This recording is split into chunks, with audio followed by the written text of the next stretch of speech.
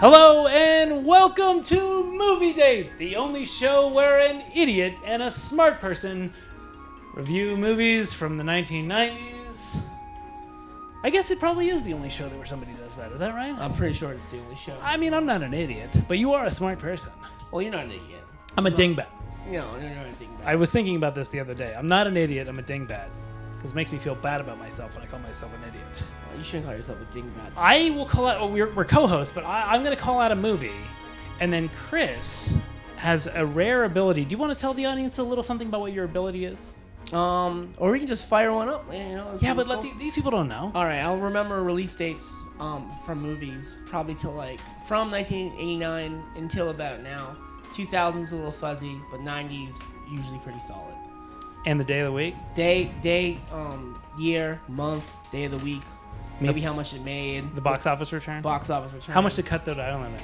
Cutthroat Island it had a $3 million opening weekend, and I think it probably made like $10 million. So that was a successful movie, right? Yep. This is how the show breaks down.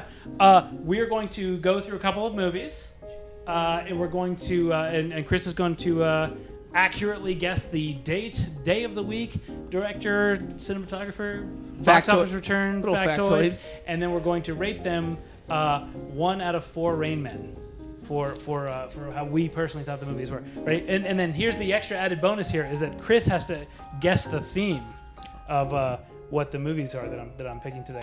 The first movie we'll be reviewing today is The Rainmaker. Okay, I'm gonna say that was November 21st, 1997. I could be off a day or two. What day of the week was that? That was definitely a Friday. And wait, November 97 was 7/14. Yeah, I think it was the 21st, 97. How did that movie do? That movie didn't do that well. I think it had like a $12 million opening weekend. Francis Ford Coppola directed it. Okay. John Grisham book. Okay. Oh, it's a Grisham. Matt Damon was the star. It didn't do that well. People thought I was going to make him a star. A month later, Good Will Hunting came out. How do you like them apples? It's okay. Here comes the next. What do you want to rate that? Oh, definitely 2 Rain Men out of 4 Rain Men. I haven't. Actually, I want to give it 2.5 Rain Men. I have a feeling it's better than I remember it to be. I haven't seen it, so I'm going to give it a 3 Rain Men out of 4 Rain Men. It was Francis Ford Coppola's follow-up to Jack, the movie he directed with Robin Williams. Which brings us to our next movie on my list, Jack. That was definitely August 1996. I feel like it was August 9th, 1996. I have to think for a second. July 19th. I'm doing the Fridays in the summer 96. Okay. I'll start in July. Yeah. So 19th, 26th, 2nd. So I think it was the 9th, August 9th, 1996. Did you see it, you think? I did not. I've never seen Jack. I was working at the United States Department of Agriculture growing tobacco and collecting caterpillar spit.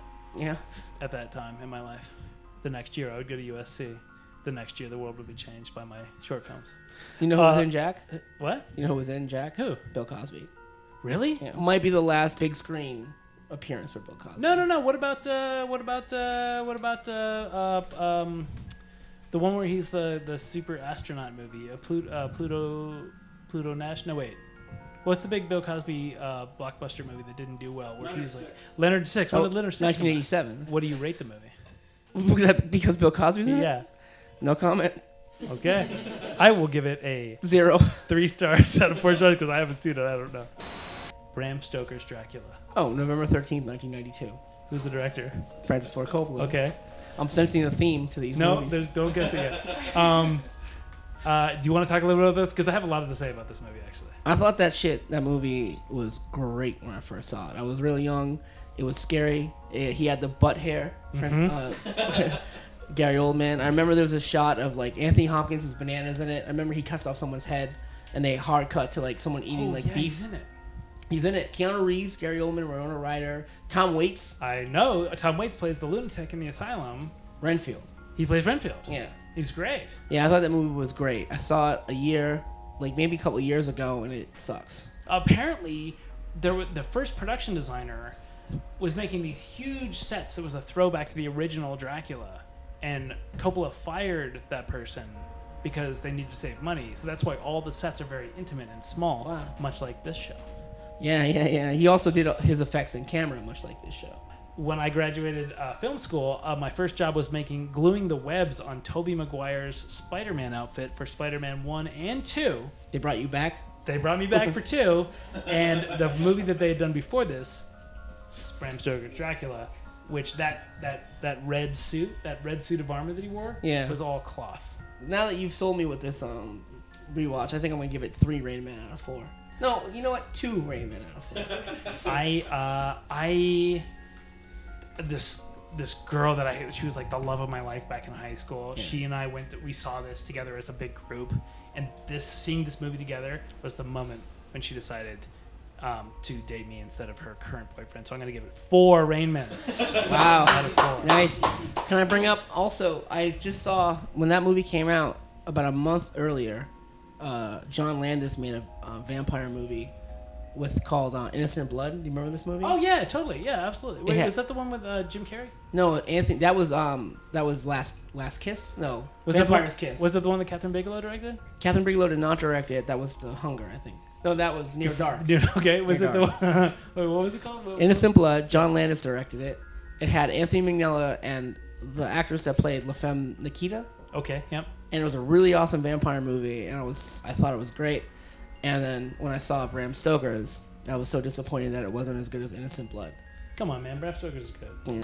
This one, I think this is earlier than your time. Might be. But this one will be the key to the theme of this week's movies. Yeah, it's a hard theme. I still haven't figured it out.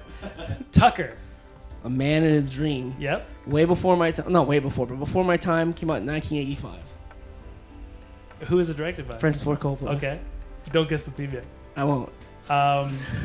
Did you like it? Tucker, I've never seen it. I like how the car had 3 headlights.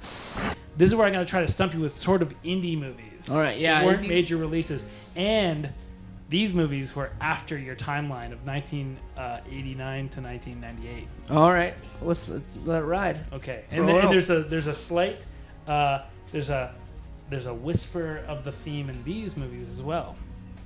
The Virgin Suicides. Oh. That was April 2000. And definitely in Boston. It came out April 2000. Directed by? Sofia Coppola. Okay. Yeah. Did you see it? Loved it. 4 Rain Men. I don't know. All the Rain Men I can give that movie. I've seen it like 6 times. I'll give the soundtrack 4 Rain Men out of 4 Rain Men. Soundtrack is definitely 4 Rain Men out of 4 Rain Men material. I thought, the reason I wasn't like...